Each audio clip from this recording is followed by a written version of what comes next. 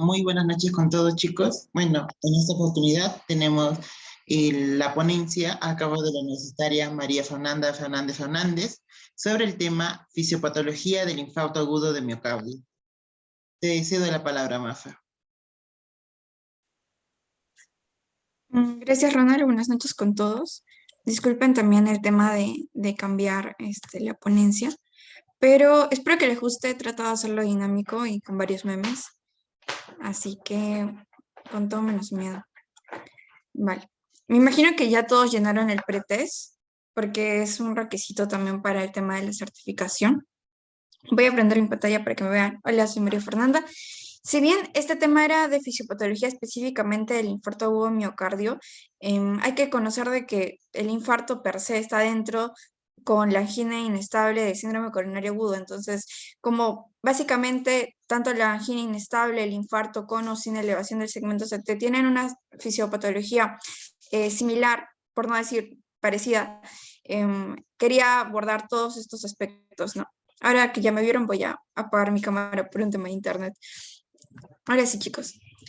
Bueno, este meme te dice que lo que no te mata te hace más fuerte. Falso, ¿no? Un infarto agudo de miocardio puede afectar gravemente a tu clase funcional. Y hay que conocer que a nivel mundial, a nivel también nacional, el infarto agudo de miocardio es una enfermedad no solamente mortal, ¿no? Que puede ocasionar problemas,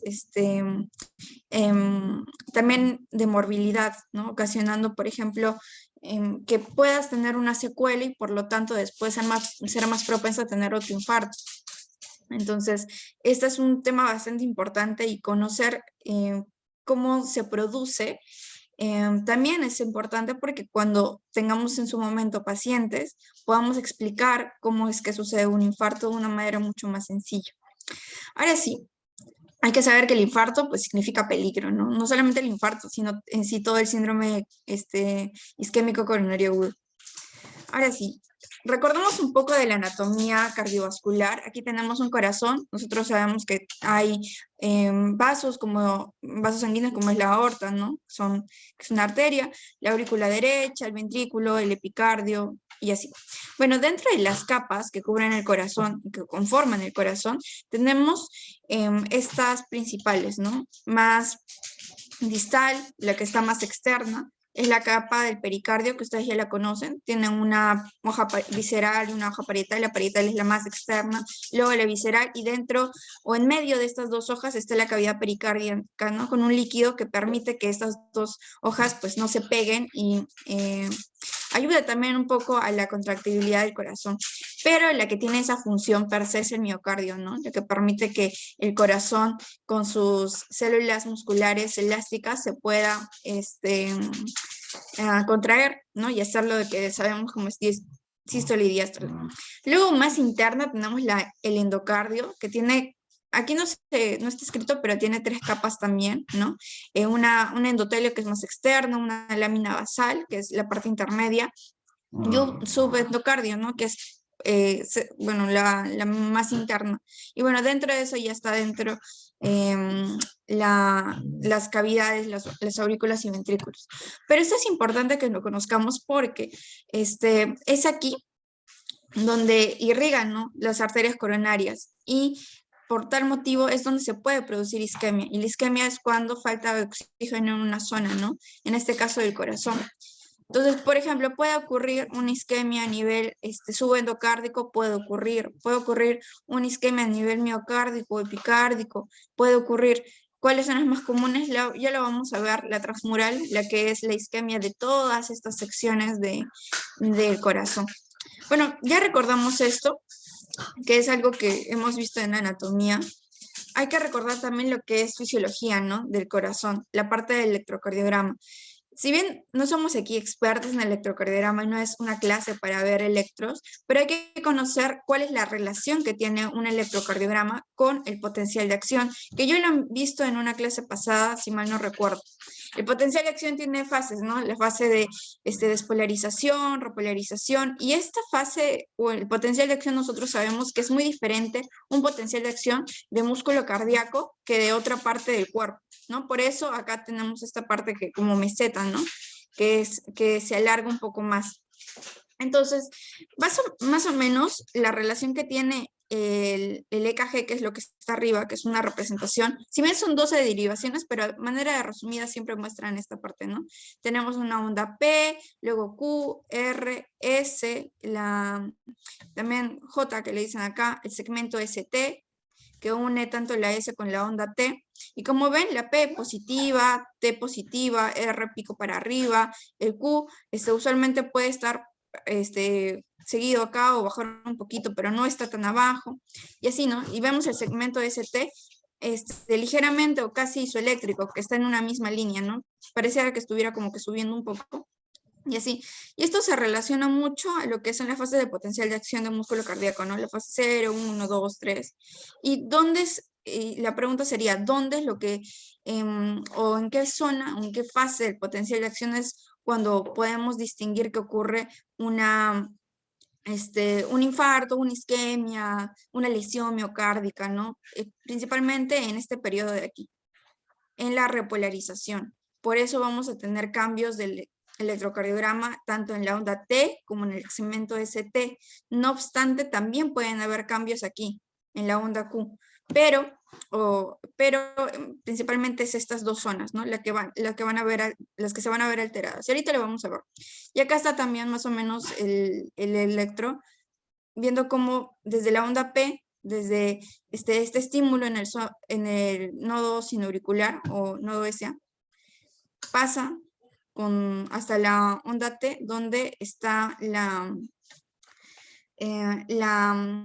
señal eléctrica llegando ya a la pared ventricular, ¿no? Entonces, todo esto se relaciona, espero que se haya comprendido a manera de resumen, que sí existe una relación muy directa entre lo que es el EKG con el potencial de acción, y la fase más comprometida es la fase de repolarización, ¿no? Y especialmente la onda T y el segmento ST. Ahora sí, continuamos. Ahora, hablemos del síndrome coronario agudo. ¿Qué es el síndrome coronario agudo? Nosotros sabemos que síndrome es un conjunto de signos y síntomas, ¿no? En este caso, la definición que se tiene es por la guía que existe, ¿no? Aquí en Perú, es un grupo heterogéneo de manifestaciones, signos y síntomas de la enfermedad coronaria, ¿no? No es que vamos a tomar coronas, ¿no? Sino coronaria de las arterias coronarias per se, cuya principal característica es la isquemia cardíaca aguda, ¿vale? Esta es la principal característica del síndrome coronario agudo. Entonces, si alguien nos pregunta qué es un síndrome coronario agudo, doctor, doctora, estudiante, le decimos, ¿no? Es cuando no le llega oxígeno a una parte de su corazón, porque sus arterias que están irrigando, hay un trombo que lo tapona, entonces no le llega el oxígeno, ¿no? Ahora, eso le produce varios signos y síntomas. Y ahora, el síndrome coronario agudo está dividido en tres: la angina inestable, el infarto miocárdico sin elevación ST y con elevación ST. Pregunta, ¿la angina estable está dentro de este grupo del síndrome coronario agudo? Pueden responder en el chat, si pueden. Si no, igual lo voy a contestar. Pero la angina estable, porque hasta ahora no lo he mencionado, ¿está dentro del síndrome coronario agudo o no? ¿O depende? ¿Alguien pueden prender su micro o responder en el chat? Pueden responder sí, no, no sé, puede ser. Ya, Jolfre Oropesa dice no, Marcela no. Gracias de verdad por contestar, no, no. Ok. Déjenme decirles que depende de la bibliografía. ¿Por qué? Porque dentro de síndrome coronario agudo hay otra clasificación de los que son con elevación del segmento ST y los que son, los que son sin elevación y los que son con elevación. Y si incluimos dentro del grupo sin elevación del segmento ST, estaría también la angina estable. Entonces va a depender, Evans Escobar, estuvo lo correcto, no puede ser. Depende mucho de la bibliografía. Por ejemplo, esta que está dentro de la guía que maneja aquí Salud Perú y el MINSA, me parece, lo divide en angina inestable, IMA sin elevación ST, IMA con elevación ST. Pero va a depender mucho de la bibliografía. Esa es una pregunta media trampa. ¿Dónde la angina estable sí está dentro del síndrome coronario agudo, pero estaría en el grupo de sin elevación ST, ¿no? Ahora sí, ¿Cuál es la diferencia? Que al menos esto aprendimos en clases, es que en la angina inestable hay una oclusión total o puede ser parcial, pero no mueren los miocitos. A ver aquí, ¿qué pusieron? Entonces sería todos. En algunas bibliografías los consideran todos dentro del síndrome coronario agudo. No obstante, aquí en Perú, y eso es cierto, consideran de que la angina estable está fuera del síndrome coronario agudo. Es más, espérense. Creo que pueden ver toda mi pantalla. Excelente pregunta. A ver, Johnny Frank, ya, me cae súper bien, Johnny. Acá está. Miren, estas son las guías que lanza IETSI Salud que lo juntan, ¿no? Otro link. Les puedo pasar esto también para que ustedes mismos lo comprueben. A ver si les paso, espérense. Creo que tengo otra por acá. General. ¿Esta debe ser? Sí. Y acá hay otra. Estas se pueden guiar para ver las guías de práctica clínica que existen, ¿no? Que están actualizadas. Dentro de esta, como les mencionaba, aquí dividen cardiología. Angina estable lo colocan como un tema aparte, pero sí tienen muchísima razón porque el diagnóstico de tratamiento es totalmente diferente al síndrome coronario agudo. Y acá dentro del síndrome coronario agudo, en la guía, por ejemplo, esta es la versión corta, incluyen aquí más o menos, aquí arriba me parece, acá está. 3 tipos, angina inestable, infarto, sin elevación y con elevación del segmento etc. Entonces, como les menciono, aquí en Perú consideran solamente estos 3. Ahora, si han tenido una pregunta en el pasito, me imagino, yo he colocado como respuesta todas, pero si han colocado solamente una de estas 3, pues se va a hacer valer, tranquilos, no pasa nada. Porque depende mucho de la bibliografía. Ahora sí, espero que haya quedado claro. Es como una pregunta trampa. Yo tampoco lo sabía, pero ¿cuál es la clasificación que nos deberíamos quedar? Es que la estable está fuera, ¿no? Es otro tema aparte, por su tratamiento y diagnóstico. Ahora sí. Diferencias. La inestable, una angina inestable puede ser una oclusión total, ¿no? O una parcial, pero no mueren miocitos. ¿Vale? Acá no hay muerte de miocitos. En cambio, el IMA sin elevación ST y con elevación ST, aquí sí tienen, por ejemplo, el IMA tiene una oclusión parcial. Aquí es oclusión parcial, disculpen. Oclusión parcial, donde mueren miocitos, ¿vale? Y acá, claro, en el IMA con elevación ST, una oclusión total y mueren miocitos, ¿no? Acá hay una isquemia como tal, ¿no? Pero siempre o sea, esta diferencia es subjetiva, no es tan objetiva, depende mucho. Ahorita van a ver más características de estas 3, pero más o menos así sería la imagen, ¿no? En la angina inestable se llama inestable porque está la presencia de una placa inestable, la que por medio de la inflamación, de cascadas de enzimas, bueno, de procesos inflamatorios, produce una alteración de la placa y agregación plaquetaria, ¿no? Y formación de trombo.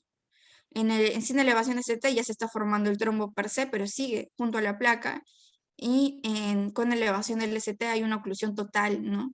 Por eso se produce la isquemia, luego la lesión miocárdica y luego la necrosis de esa zona cuando ya no tiene nada de oxígeno y muere.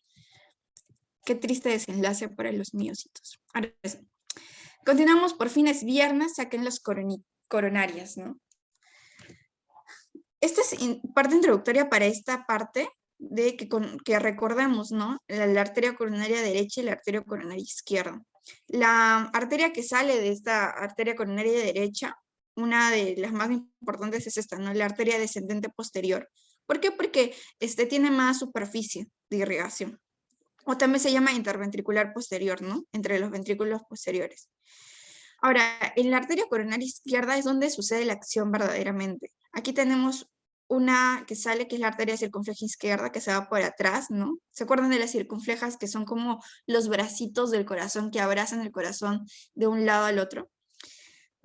Pero esta es la más importante, y tomen nota, porque también me imagino que les saber entrar en el pasito. La arteria descendente anterior izquierda o interventricular anterior. Tiene 2 nombres.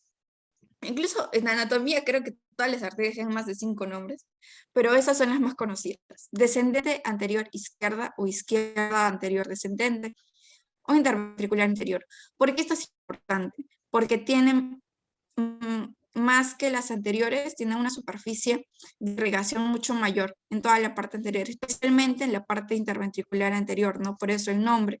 Y aquí es donde pueden ocurrir más, más isquemias, ¿no? En las zonas donde irriga esta arteria. Entonces, recordemos, esta es una arteria bastante importante que sale de la arteria coronaria izquierda, ¿no? Y estas dos arterias salen de la aorta. Ahora sí. Ya conocemos ya conocemos esta parte de acá, ¿no? O sea, por ejemplo, la arteria puede producir, si hay una obstrucción de la arteria, puede producir isquemia porque no llega oxígeno. Es lógico. Pero ¿en qué personas esto sería más probable que ocurra? Para infarto o en sí el síndrome coronario agudo, hay factores para que lo tengan. Y si bien esta no es una clase clínica, sino es fisiopatológica, hay que conocerlo porque es una manera de prevenir, ¿no? Hay factores que no son modificables y factores modificables. Por ejemplo, la edad, ¿no? Personas adultos mayores tienen más probabilidad de sufrir porque puede ocurrir doble vez. Luego, también puede ser que un familiar de primera generación tenga también una enfermedad coronaria precoz en parientes directos que son en primer grado, ¿no? Antes de los 55 años en mujeres y 65 en 55 de hombres y 65 en sexo femenino, ¿no? Mujeres. Ahora sí, factores modificables que sí pueden mejorarse: dislipidemias, disminución del colesterol HDL, hipertensión arterial. Ahorita van a ver por qué el aumento del colesterol LDL te puede ocasionar un infarto. Y no simplemente porque, sí, no, más grasa y más infarto. No, no necesariamente por eso. Tiene mucha lógica. La hipertensión arterial también, ¿no? Tabaquismo, diabetes, sedentarismo, hipertrigliceridemia. Ya, todos estos, lo que se mencionaba anteriormente, te produce un estrés dentro de las células y también puede producir un infarto, ¿no? Y como ven, en mujeres y hombres suele ser diferente la presentación, pero sí tienen una relación característica como dolor, ¿no? En el hombro, la irradiación hacia el cuello, hacia brazo izquierdo, o también puede ser ese brazo derecho más menos usual, puede haber mareos, síntomas digestivos, en un infarto, así estomacal, sensación de digestión, etcétera, mareo, incluso también compromiso de la conciencia, ¿no? Entonces, hay que tener en cuenta esto más o menos porque, como les menciono, a cualquier persona le puede pasar, pero hay más personas que tienen factores de riesgos adicionales, ¿no? Ahora sí, continuemos. Cuando ves un EKG por primera vez, esto me pasó a mí, nos pusieron esto en clase de cardiología y no entendía nada, pero ya con el tiempo pues tú vas entendiendo que lo primero que te vas a fijar es que la onda P esté para arriba, ¿no? Que esto esté, que de RAR tenga el mismo tamaño, ya mides cuánto es la frecuencia cardíaca, ¿no? Entonces hay que acordarnos para este tema. También, a ver, voy a pasar a la siguiente. Cómo ver un EKG normal. Y esto creo que cada uno lo puede revisar, como les menciono, no es una clase para recordar EKG. Hay que ver el ritmo sinusal, cómo va la onda P positiva, en qué derivaciones, cuánto debería ser la frecuencia normal, la onda P, cuánto debería medir, el complejo QRS también, cómo debería ser, el segmento CT isoeléctrico. Yo creo que esto es casi isoeléctrico, porque en los EKGs que he visto, no todos son rectitos. Hay variaciones. Y en la onda T también, ¿no? Donde si esta es positiva, qué pasa cuando es negativa, en qué casos, en qué derivaciones son negativas. Esto sí es para repaso interno para conocer. Pero como estamos viendo generalidades, podemos pasarlo, ¿no? Y también hay que conocer en el EKG, en este tema, consideraciones especiales y excepciones, donde puede haber ven, en pacientes jóvenes los voltajes elevados suelen ser normales, donde puede la onda T ser negativa, y así. Estas excepciones las coloco acá, igual todos lo tienen en la carpeta de la clase, pero vamos a pasar. Siguiente punto, los cambios electrocardiográficos, ¿no? Ya hemos visto más o menos un EKG normal al comienzo, y este EKG este electrocardiograma es bastante importante al momento de evaluar la posibilidad de un síndrome coronario agudo. ¿Por qué? Porque si la historia clínica y tú el examen físico, con todo eso evalúas que hay cierta posibilidad de que el paciente, con los síntomas que también hemos mencionado, tenga un infarto, es algo ya normado que tengas que pedirle un EKG, ¿no? A veces no hay, pero cuando sí hay, es necesario pedirle un EKG. Para eso tenemos que saber que hay que identificar ciertos cambios del electrocardiograma típicos. ¿Cómo? Y esto va a depender mucho de el estado donde se encuentra el paciente, ¿no? O bueno, el tejido cardíaco en este caso. Cuando está en un estado de isquemia, depende si es subendocárdico o subepicárdico o transmural. O sea, cuando el isquemia está en toda una región, ocupando todas las capas que conforman la pared cardíaca, va a depender. Lo que sí siempre es característico es una inversión de la onda T. O sea, la onda T que es positiva para arriba, se va para abajo. Pero, pregunta, ¿puede ocurrir una elevación de la onda T o una elevación aguda, o sea, un poquito, una T picuda, como le dicen, en el Zika? Sí, sí se puede. Es más, según lo que menciona la bibliografía, esta onda T picuda ocurre o cuando es subendocárdica o cuando es la primera parte, el primer inicio del infarto. Pero luego ya, si se hace un seguimiento del electrocardiograma, la onda T sale invertida, ¿no?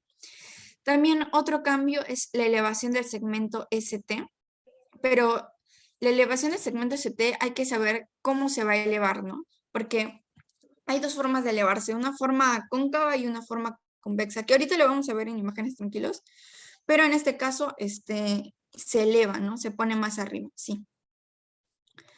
Luego, bueno, subendocárdica no hay muchos cambios. Luego puede haber un desarrollo de onda Q anómala, pero esto ocurre más cuando hay una necrosis, cuando ya ha pasado semanas y se necrosa esa zona o esa parte del corazón. Y se llama ondas Q patológicas o anómalas, y estas ondas Q bajan mucho y son picudas pero para abajo. Estos cambios del electrocardiograma dependen mucho de la duración del accidente isquémico, la extensión, como les mencionaba, si es subendocárdico o transmural. Usualmente estas tres características que les menciono acá, omitiendo la elevación aguda de la onda T, ocurren en transmural, cuando toda esa región se produce la isquemia en toda esa región, ¿vale?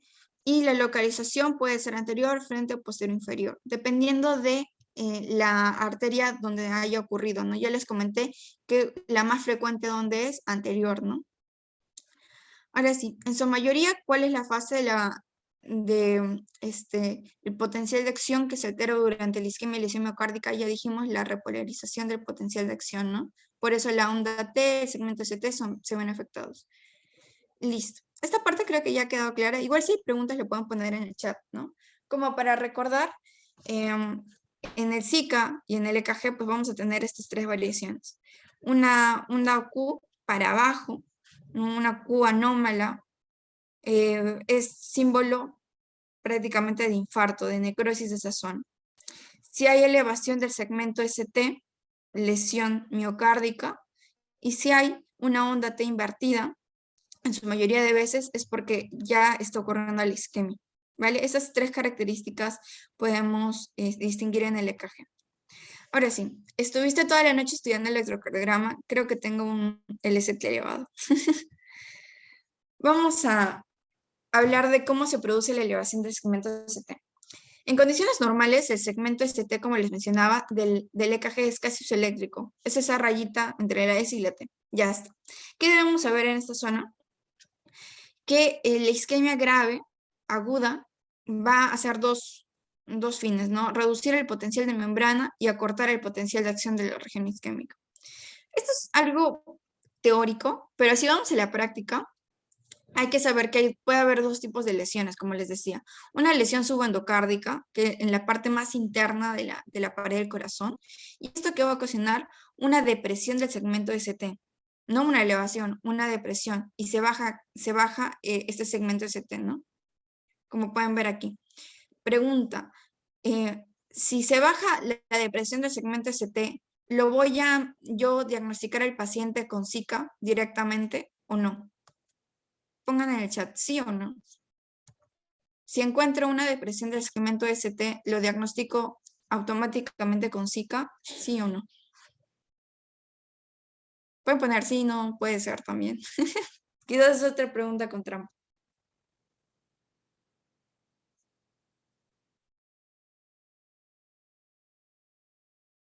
Ya, Iván dice creo que no. Muy bien. Efectivamente, no. ¿Por qué?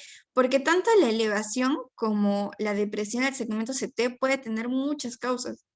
Es más, hay depresión del segmento ST, si no, claro, depresión del segmento ST de otras patologías. Por ejemplo, aquí hay elevación del segmento ST. Puede ser lesión subepicárdica o pericarditis. O sea, acá está la respuesta de la pregunta. Entonces, si me dicen, Mafer, entonces si yo encuentro elevación de segmento ST en el EKG, no necesariamente va a ser Zika. Pues no. Pero para eso existe mucho lo que es la historia clínica, el examen físico, ver al paciente integralmente, ¿no? Eso te va a ayudar a marcar la diferencia entre los resultados del EKG. Ahora sí, y esto pasa, ¿no? Entonces, lesión subendocárdica, una depresión del segmento ST. Y en lesión transmural, con toda la pared del corazón, una elevación del segmento ST, así, de manera convexa. Hay elevación de manera cóncava, también otros tipos de elevaciones, pero la característica en el caso de Zika con lesión transmural, una lesión subepicárdica es una elevación ST convexa, ¿no? Ahora sí, pasamos a la siguiente. En el caso de las ondas Q, porque ya hemos hablado, les decía que en el caso de Zika vamos a encontrar ondas Q patológicas, ¿no? Aquí hay un patito para recordar. En el EKG se puede manifestar de diferentes maneras, ¿no? Pero en la imagen, eso es lo que me importa que se entienda. La onda Q se va a ver muy para abajo. Entonces, tú ves una onda Q muy para abajo, muy picuda, que se va hasta la china, pero por abajo, es una Q patológica, ¿no? Entonces, tú le dices, doctor, acá hay una Q patológica, ¿no?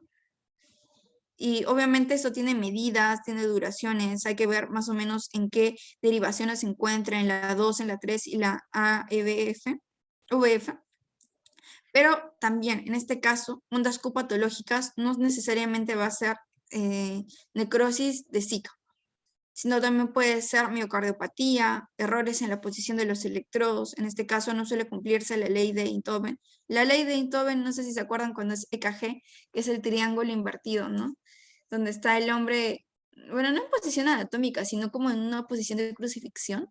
Entonces, como no se ponen los electrodos de una buena manera, las fotos electrocardiográficas, como se puede decir, no se toman bien. Entonces, puede ocurrir también por eso, ¿no?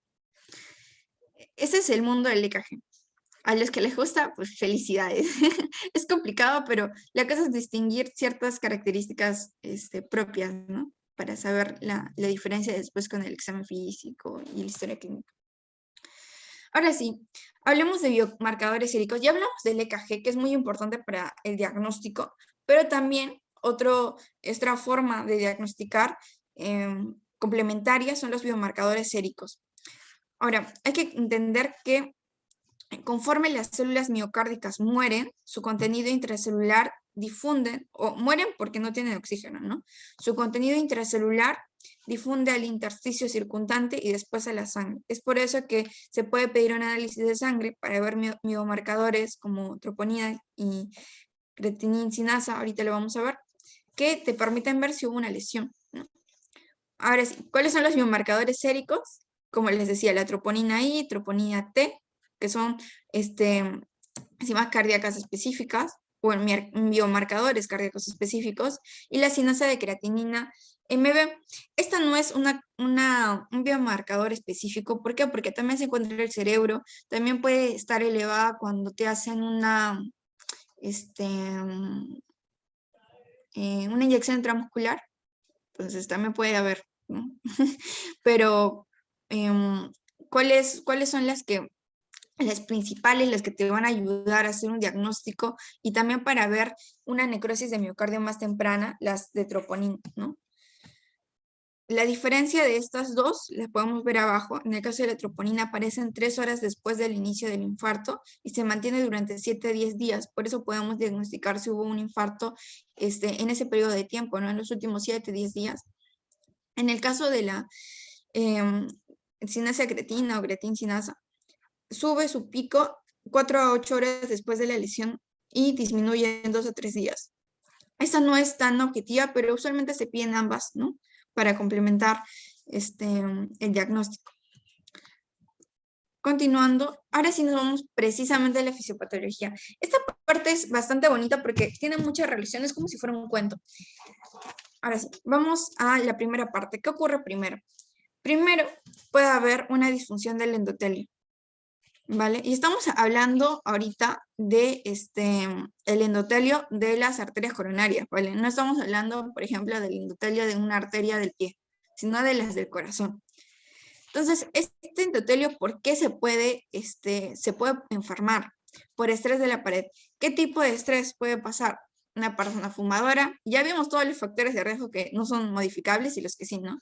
Puede ser que tenga una hipertrigliceridemia, no sé, muchas cosas, ¿ya? Y factores también, por ejemplo, de su padre o madre que también haya tenido una enfermedad coronaria. Entonces, el endotelio está enfermo. Lo que pasa cuando el endotelio está enfermo es que él comunica, ¿no? Es bastante comunicativo con el exterior y expresa moléculas de adhesión que nosotros le conocemos como MAC, ¿no? Las moléculas de adhesión celular, en la superficie, como pueden ver acá, que es como una Y, que va a llamar, ¿a quién va a llamar? A los leucocitos, que pueden ser monocitos o linfocitos, ¿no? Células T, ¿no? Entonces las llaman, les dicen, vengan a ayudarme, estoy enfermo, necesito medicina. Y lo que hace es que el monocito, por ejemplo, este en particular, entra al endotelio y dice, ya, voy a entrar, pero primero voy a ver qué tienes adentro para ver cómo te puedo ayudar. Y este monocito, que es primerizo, es como un interno, al entrar por medio del epitelio se vuelve un macrófago, ¿no? Ya se vuelve un residente. Entonces, este residente no se queda en su residencia, sino, como acá les decía, no macrófago, no se queda en su residencia, sino le empieza a dar hambre y dice, ¿qué voy a comer? ¿No? ¿Qué voy a comer? ¿Qué encuentro aquí? Entonces, lo que pasa es que también en este endotelio enfermo, como está enfermo, no está funcionando adecuadamente, deja entrar a lo que es el LDL, que es lo que les decía, ¿no? Cuando hay mucho LDL, entonces va a hacer entrar mucho más LDL. ¿Y qué pasa? El macrófago tiene hambre y se come ese LDL oxidado y se convierte en una célula espumosa. Hasta ahora sí se está entendiendo, ¿verdad? Es como un cuento. Endotelio enfermo por la célula, moléculas de adhesión celular llama monocitos, células T. El monocito entra, se convierte en macrófago. El endotelio enfermo deja entrar LDL. Este macrófago se come el LDL oxidado y se convierte en una célula espumosa, ¿no? Pueden poner en el chat si todo se ha entendido. Pueden poner sí, carita feliz, carita triste. No lo entiendo, repita de nuevo. Sí, genial, sí, ya, todos somos felices porque estamos entendiendo. Genial, a mí me hubiera encantado que me explicaran como un cuento, porque a mí me explicaron otras cosas. Ya, entonces, ya tenemos la célula espumosa, ¿no? Y a veces esta célula espumosa, pues, como no es normal que el macrófago se esté comiendo el LDL, entonces puede ocurrir apoptosis y el LDL otra vez queda suelto dentro, ¿no? De la capa íntima. Pregunta aquí, ¿por qué ingresó el LDL, no? ¿Por qué el endotelio lo trajo? Según mencionan, el LDL entra para formar hormonas. ¿De qué tipo? No lo sé. Pero forma hormonas, esa es una función. Pero igual es explicado porque el endotelio no está sano, ¿no? Ahora sí nos vamos a la siguiente parte. Ya nos quedamos con las células espumosas, ¿no? Macrófagos más LDL. El siguiente paso es que se captan las células musculares lisas. Ah, vale, no les dije aquí. En la capa media están las células musculares lisas, ¿ok? En la íntima hay muy poquitas. Pero cuando ocurre este proceso del endotelio enfermo, las células musculares lisas también se van para arriba. Entonces, como les decía, se captan estas células musculares lisas de la capa media y se van hacia la íntima, provocada ¿por qué? Por activación de plaquetas, los macrófagos que están ahí, células de la pared vascular, empiezan ya a tratar de salvar al endotelio, pero en vez de salvarlo, lo perjudica, ¿no? Es como un amor y odio que le tienen al endotelio. ¿Y qué ocurre después? Estas células musculares lisas que pasaron a la íntima van a empezar a fabricar colágeno. ¿Y saben por qué esto es bueno de cierta manera? Porque como las células musculares lisas se están yendo ahí, porque como acá los macrófagos, las células espumosas, ¿no? También, que son macrófagos con LDL, el colesterol LDL y demás, ya se están empezando a formar como si fuera un corazón lipídico, así le dicen. Entonces las células lisas, ¿por qué están ahí? Para proteger y que este corazón lipídico no salga, ¿no? Están protegiendo. Entre más células lisas estén acá produciendo colágeno, van a proteger más a este endotelio, a que se enferme más, ¿no? Entonces, aquí, ¿cuáles son las buenas? No son los macrófagos, sino las células musculares lisas son las buenas en este caso. ¿Ya? Esta formación de la capa fibrosa con colágeno puede ocurrir, como menciona aquí, durante años y décadas de la vida. Y se puede romper, ¿no? Y ahí tenemos la diferencia entre una placa teromatosa inestable y estable. La inestable, que es en este caso donde va a ocurrir el Zika, es que este ateroma, este corazón lipídico que se llama ateroma, ¿no? Puede salir, ¿no? ¿Por qué? Porque esta capa fibrosa se ha vuelto muy delgadita, entonces se sale, no pudieron proteger como una muralla, como de los titanes, no lo protegieron y salió, ¿no? Entonces aquí sale que salen los macrófagos, las células espumosas, y que hacen eso como producen una inflamación, ¿no? Y esta inflamación genera una cascada de coagulación. Y ya aquí entra el tema de coagulopatías, ¿no? Y luego se forma un trombo, ¿no? Vienen todas las plaquetas, se va formando un trombo. ¿Por qué? Porque incluso también las plaquetas quiere defender a que no se salga, ¿no? El trombo se quede pues redondito ahí, no se mueva. Y esta parte, o sea, si bien dijimos que esta primera parte, cuando las células musculares lisas fabrican colágeno y empiezan a proteger el endotelio, a que no sea roto por una placa inestable, si bien esto sucede en años, el tema de la cascada de coagulación, la formación de un trombo sucede en minutos. Por eso un infarto te puede ocurrir así como que inmediatamente, ¿no? Ahora sí, vamos por aquí. Ahora, regresemos al concepto de una placa vulnerable y una placa estable, ¿no? Una estable y una inestable. ¿Cuándo una placa tiende a romperse? Cuando usualmente no son obstructivas, cuando hay capas fibrosas delgadas, como les decía, puede romperlo fácilmente, cuando tienen abundantes macrófagos y otras células inflamatorias dentro, ¿no? Cuando están ubicadas en una zona de bifurcación de la arteria, o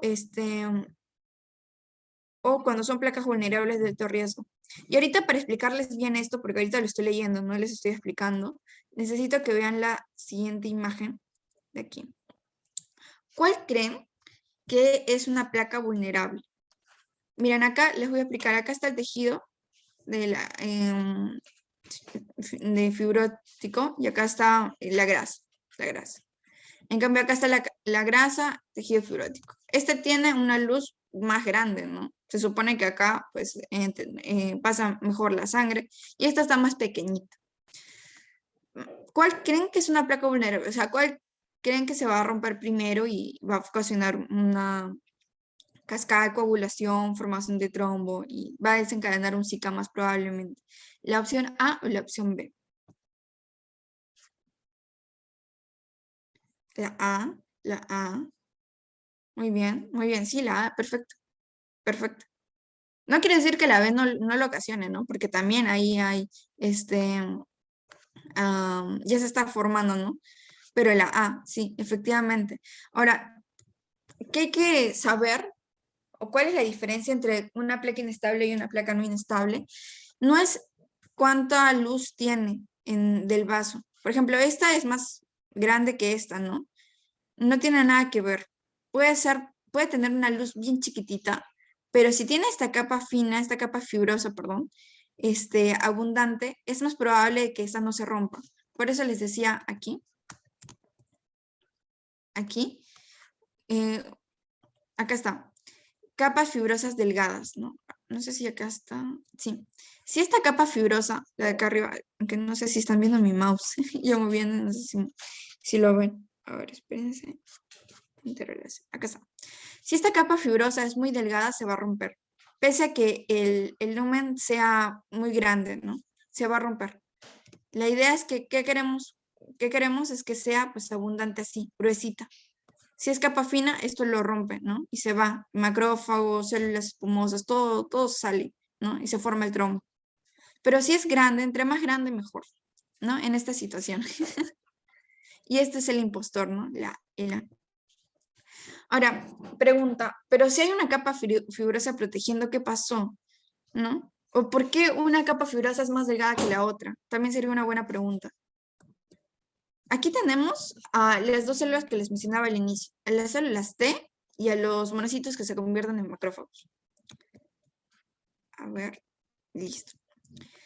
Esta capa fibrosa que les comentaba, que es la que protege a que salga este corazón lipídico, debe su fuerza mucho al colágeno intersticial, ¿no? Que se forma por las células que se encuentran ahí, sintetizado por las células que se llaman lisas arteriales, ¿no? Musculares lisas arteriales. Ahora, ¿qué pasa? Como les decía, tanto los macrófagos tienen, y las células T van a ocasionar dos cosas. Los macrófagos per se van a romper el colágeno, aumentando la degradación de colágeno, ¿no? Como con la matriz metaloproteinasas y las colagenasas intersticiales. Estas de aquí van a degradar el colágeno, ¿no? Entonces rompen el colágeno en la placa y por lo tanto la capa fibrosa es más delgada. Ahora, y a la par su hermana, la célula T, hace algo parecido. La célula T inhibe la capacidad de las células lisas de producir nuevo colágeno. Y especialmente la TSD40 promueve la producción de colagenasas intersticiales por los macrófagos. O sea, esta ayuda aquí a inhibir la capacidad de las células musculares lisas y a la par ayuda al macrófago para que aumente la degradación del colágeno. Entonces, conclusión aquí, tanto la célula T como el macrófago van a disminuir la producción de colágeno. Por tal motivo, la capa fibrosa va a ser mucho más delgada y más propensa a que se forme una placa ateromatosa, ¿no? El corazón lipídico se salga, se forma un trombo y todo lo que procede. Entonces, y acá, ¿no? ¿Y qué pasa cuando la placa se rompe? Nos vamos a quedar con este concepto nada más, para no ahondar mucho. Te menciono aquí que las células inflamatorias y sus mediadores no solo regulan lo que les mencionaba acá, que la capa fibrosa sea mucho más delgada, sino también que se forme un trombo. Como pueden ver acá, ¿no? Acá está la placa rota, coágulo, y luego se forma un trombo, ¿no? Que sale a la sangre. Bueno, esto es lo que les estoy diciendo, lo mismo, literal. Y ahora sí, ya estamos casi terminando, pero espero que se haya entendido la parte fisiopatológica, que es literal como un cuento, todo se desencadena. ¿Y cuál es la parte o el punto de inflexión en toda la fisiopatología del Zika? Es la inflamación. Porque entre más este concepto de inflamación suceda, entre más los macrófagos y todas las células inmunitarias como las células T produzcan ciertos, por ejemplo, acá como les decía aquí, ciertos, no sé cómo decirlo, ciertos, son como enzimas, pero de destrucción, como la matriz metaloproteinasas y las colagenasas intersticiales, entre más las produzcan, más componente inflamatorio va a haber, ¿no? Y eso va a desencadenar, pues, tragedias y produce el Zika, per se. Ahora sí, si nos vamos a la angina inestable y el IMA sin elevación del segmento CT, hay que saber de que la diferencia de estas dos es que la que es IMA sin elevación del segmento CT puede tener los marcadores séricos como las troponinas elevadas, ¿no? Pero la angina inestable no tiene marcadores séricos elevados, ¿no? Por eso se dice que cuando las personas no tienen marcadores séricos de daño miocárdico, como las troponinas, tienen lo que es angina inestable. Si podemos hacer esa diferenciación. Y a nivel fisiopatológico, en estas dos que ocurren, esa placa inestable se rompe, puede ocurrir obstrucción del vaso, un estrechamiento grave del lumen. Esto produce isquemia, ¿no? Que no llegue el oxígeno, y más inflamación. Y la isquemia que les decía, ¿no? Ese estado fisiológico que causa la isquemia. Y a nivel de dolor, que es la sintomatología de los pacientes, puede ocurrir en tres casos. En reposo, ¿no? O con esfuerzo mínimo, casi siempre dura 20 minutos. Puede ser un dolor intenso, se describe con dolor franco y nuevo, en el caso de no menos de un mes de antigüedad, y puede ser un dolor más intenso si ya ha tenido una experiencia previa antes, ¿no? También aquí tenemos una clasificación. Esta clasificación es por la historia clínica, los biomarcadores séricos y el EKG. Se divide en tres. Una angina intensa de nuevo inicio, o sea, la primera vez o su debut. Clase 2 es una angina en reposo en el mes previo, pero no en las últimas 48 horas. Y la clase 3 es una angina en reposo en las últimas 48 horas. Y también tenemos lo que son variaciones en el EKG. En el caso de tanto la angina inestable como el infarto de miocardio sin elevación del segmento ST, vamos a tener una depresión del segmento ST. ¿Por qué? Porque usualmente pasa en la zona subendocárdica, ¿no? Puede haber una elevación transitoria del segmento ST, pero también no. Y puede haber cambios en la onda T, ¿no? En el caso de IMA con elevación del segmento ST, que es el ataque cardíaco, es la más grave, por decirlo así. La mayoría de los infartos va a ser de tipo transmural, ¿no? Que evoca todas las paredes del corazón. Afecta la pared libre del ventrículo izquierdo y el tabique interventricular. Por eso la arteria que más está relacionada ahí era la interventricular anterior, ¿no? Aquí, ¿qué debemos saber? ¿Cuál es la principal consecuencia bioquímica del infarto de miocardio a nivel celular? Es conversión del metabolismo, ¿no? Como no hay oxígeno, cambia el metabolismo aeróbico por anaeróbico, ¿no? Es algo lógico. También hay cambios de estructura celular, como agotamiento de glucógeno y edema mitocondrial. El daño irreversible en este caso se da a partir de los 20 a 40 minutos de isquemia grave. Y la lesión microvascular ocurre en cerca de 1 hora y sigue la lesión celular irreversible, ¿no? Y en caso de áreas infartadas y no infartadas, ¿qué ocurre? Cuando se infarta un área del corazón, se adelgaza la pared porque el epitelio pues también se ha roto y todo lo demás. Puede haber cicatrización, hipertrofia y dilatación, y de todo esto se llama remodelación ventricular. Y cuando hay una remodelación ventricular, el corazón o esa parte ya no vuelve a ser la misma, ¿no? Y al no volver a ser la misma, se tiene que hacer mucho más trabajo cardíaco, especialmente en los ventrículos.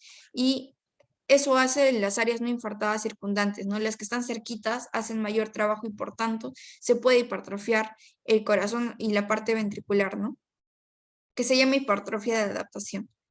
Ahora sí, eso es todo lo importante de fisiopatología. Creo que la parte más relevante es la fisiopatología per se, porque hay que conocer cómo se produce un Zika, pero espero que hayan aprendido algo nuevo y si no que hayan reforzado los conocimientos que ya tenían. Ahora sí, preguntas, solamente son dos, porque tienen que ser supuestas, obviamente. ¿Qué pueden ver en esta imagen del EKG?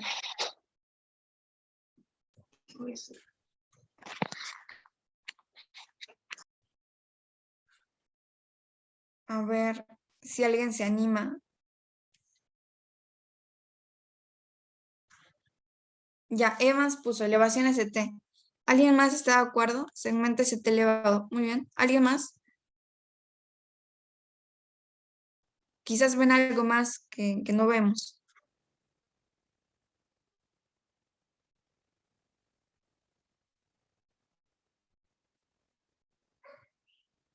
¿Solamente hay una variación del segmento ST o creen que falta una onda o hay una onda adicional?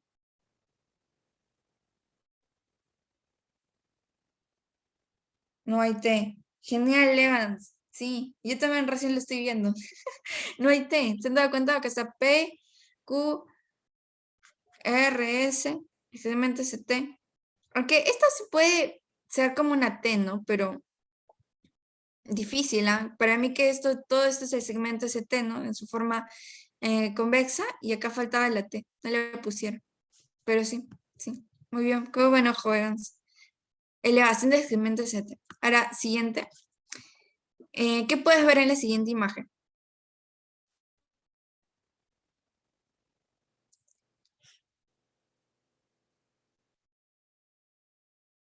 Ahí está el P, Q, R, S, T. Ahí están todas, ¿no? Pero, ¿qué pasa con una? Hay una onda que está media rara. Onda T invertida. Muy bien, Andrea. Perfecto. Claro, ¿no? Lisbeth dice isquemia. Sí, pero también puede ser por una pericarditis, la onda T. Porque la onda T, como les mencionaba, está muy en relación hasta a la última parte del ventrículo, ¿no? Entonces, y a las últimas paredes, por decirlo así, la parte pericárdica, por ejemplo, puede estar comprometida. Entonces, no necesariamente ver eh, estos estos cambios del EKG, en el caso de la onda T invertida, puede ser de frente una isquemia, ¿no? Puede ser también por una pericarditis u otras enfermedades. Para eso sirve mucho el diagnóstico diferencial, ya cuando uno entra a clínica para hacer de cardiología. Y sí, muy bien, chicos, a todos los que han podido contestar, excelente. Se van a llevar su premio. Un abrazo desde aquí, desde Tacna. Muy bien, onda T invertida. Ahora sí, chicos, con eso los dejo. Un placer de verdad haber estado con ustedes. Me baso del POR de fisiopatología y también de la guía de práctica clínica que les mencioné, que les pasé, que les va a servir mucho tener esas guías, ¿no? Para cuando tengan que hacer lectura crítica, toma decisiones, ver diagnóstico, tratamiento a nivel de Perú. Y eso sería todo por mi parte. Si tuvieran alguna pregunta, algo adicional, estoy encantada de responder y espero que les haya gustado y se hayan divertido al menos con los memes.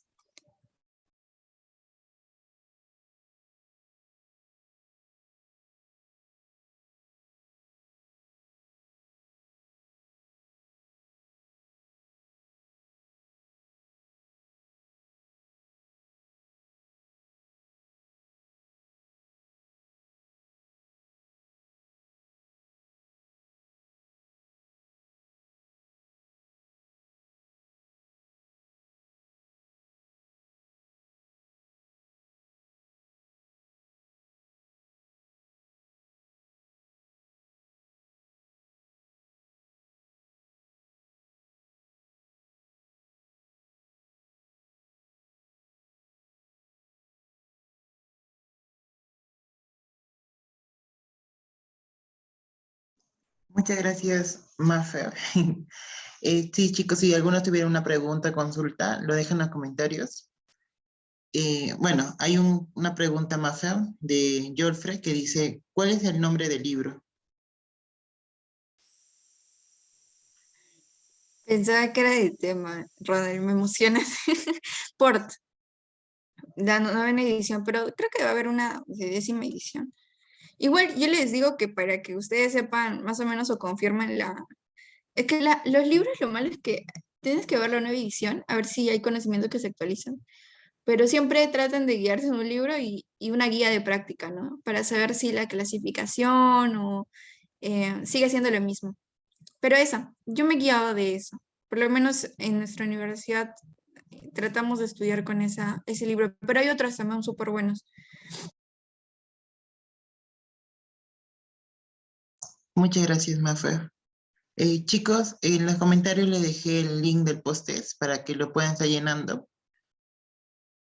Ah, bueno, y comentarles es que el día de mañana, como siempre, va a haber una trivia en el cual hemos conseguido auspiciadores, tanto de la Jornada Científica Regional Sur, de Lanas de Mapita y de Usamedic. Entonces, les recomiendo que el día de mañana participen en la trivia y se va a estar regalando de 2 a 3 premios para los 3 primeros lugares de la trivia. Entonces, espero que estudien, repasen, vamos a subir todos los resúmenes y los PDFs al Drive y de ahí la gran mayoría de las preguntas van a salir.